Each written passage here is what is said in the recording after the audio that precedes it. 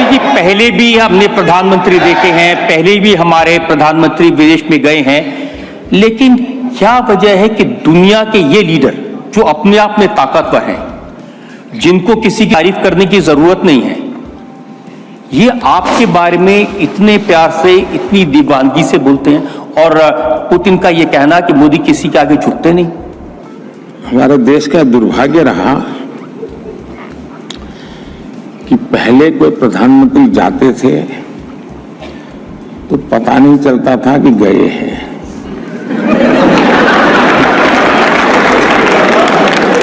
और वापस आते थे तब भी पता नहीं चलता था कि आ गए क्या। दूसरा, इसमें मोदी नहीं है, ये हम भ्रम न फैलाएं और न हम भ्रम में रहें। To have you here in 15 years, Prime Minister Modi, welcome back to the White House.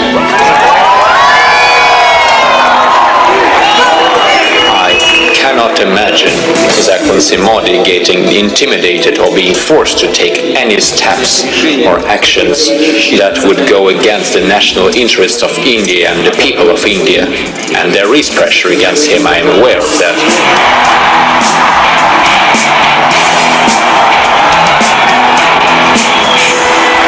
Right thing for India. He wants to be open, he wants to be supportive of new companies, and obviously, but at the same time, make sure it accrues to India's advantage. I am a fan of Modi, so. I said to my friend, the Prime Minister, before the last time I saw someone on the stage here was Bruce Springsteen, and he didn't get the welcome that Prime Minister Modi has got. ऐसे ही किसी creative mind ने मुझे सुझाव दिया था कि 370 लोगों के जहन में ऐसा फिट बैठ गया है, और हिंदुस्तान के आजादी के इतिहास में देश की एकता के लिए जो प्रयास हुए हैं, उसमें धारा 370 को लेकर जो काम हुआ है वो एक महत्वपूर्ण कदम है भारत के विकास यात्रा में।